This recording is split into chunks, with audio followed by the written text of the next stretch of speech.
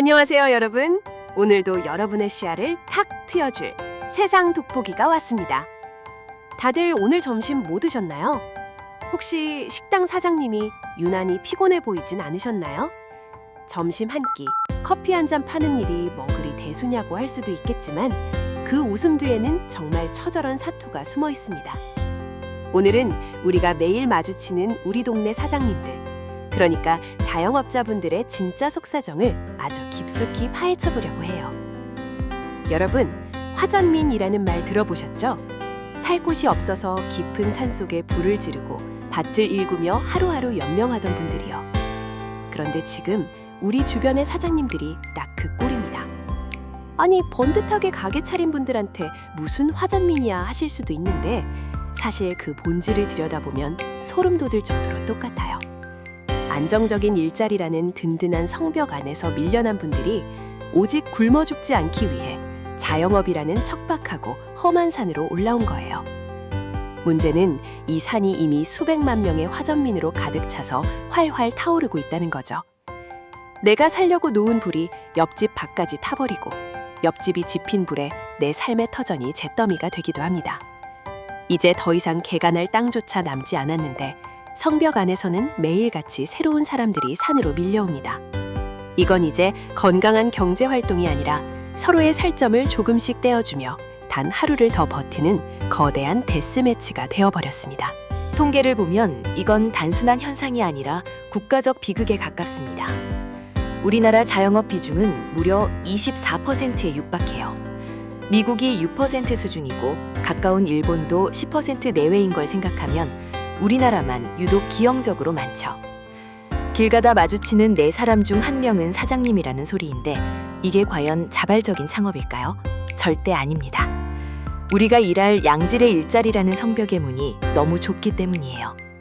우리나라 대기업들의 고용 비중은 OECD 국가 중 최하위권입니다. 한창 일할 나이인 4050 세대는 명예퇴직이라는 이름으로 성 밖으로 내던져지고 청년들은 아예 성 안으로 발도 못 붙여보고 있습니다. 퇴직금 몇 푼 손에 쥐고 벼랑 끝에 선 이들에게 국가가 제시한 유일한 생존법이 가서 장사라도 해라였던 거죠. 준비되지 않은 이들이 쏟아져 들어오니 골목마다 편의점이 서너 개씩 들어서고 결국 수익성은 바닥을 칠 수밖에 없는 구조적 늪에 빠진 겁니다. 천신만고 끝에 가게를 차리면 이제 내 세상일까요? 아니요, 진짜 고난은 그때부터입니다. 산속 깊은 곳까지 대기업의 그림자가 집요하게 따라오거든요. 우리가 노하우를 전수해줄게 라는 달콤한 유혹으로 프랜차이즈 가입을 유도하죠. 그 순간부터 사장님의 삶에는 사방팔방으로 빨대가 꽂힙니다. 멀쩡한 인테리어를 2, 3년마다 새로 하라고 압박하고 시장에서 사면 훨씬 저렴한 식자재를 전용 상품이라는 이름으로 비싸게 강매합니다. 가맹비, 교육비, 로열티까지 떼고 나면 정작 사장님 손에 쥐어지는 건 최저임금도 안 되는 푼돈뿐이죠. 겉으로만 대표님이지 사실은 대기업의 브랜드를 대신 관리해주며 모든 임대료와 인건비 리스크를 온몸으로 막아내는 무보수 대리인이나 다름없습니다.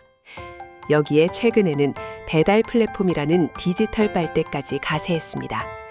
매출의 10에서 20%를 수수료로 떼어가고 그것도 모자라 화면 상단에 노출되려면 피마르는 광고비 입찰 전쟁을 벌여야 합니다. 다리를 건너야 장터에 갈 수 있는데 다리 주인이 통행료를 팔물건값만큼 받아가는 꼴이죠. 이게 현대판 봉건 제도가 아니고 무엇이겠습니까? 외국인들이 우리나라에 오면 감탄을 금치 못합니다. 24시간 배달은 기본이고 밑반찬이 끝도 없이 리필되는 한국의 식문화에 코리아 최고를 외치죠. 하지만 우리가 누리는 그 찬란한 가성비는 사실 누군가의 수명을 갉아먹어 만든 결과물입니다. 옆집보다 500원이라도 싸게 팔기 위해 사장님은 잠을 줄여 15시간씩 일합니다. 알바생스의 돈이 아까워 아픈 몸을 이끌고 주방을 지키고 아내는 서빙을, 아들은 배달을 뛰며 온 가족의 노동력을 영원으로 계산해 겨우 적자를 면합니다.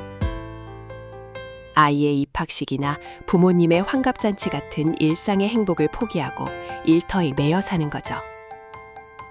우리가 오늘 기분 좋게 누린 저렴한 한 끼와 빠른 배달 뒤에는 한 가정이 통째로 갈려 들어간 피 묻은 가성비의 슬픈 진실이 숨어 있습니다.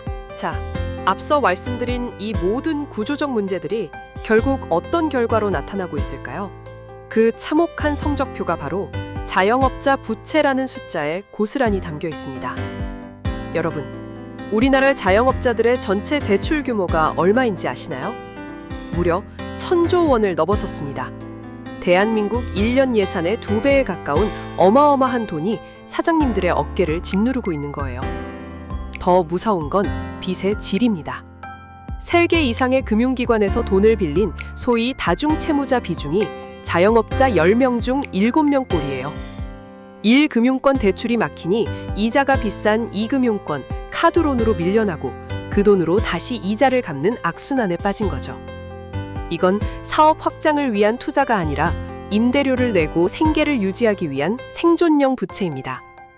월 평균 수익이 100만 원도 안 되는 자영업자가 전체 20%가 넘는데 갚아야 할 이자는 계속 오르고 있습니다. 1,000조 원이라는 숫자는 단순한 경제 지표가 아닙니다. 언제 터질지 모르는 대한민국 경제의 가장 아픈 손가락이자 수백만 가정의 생사를 쥔 시한폭탄입니다.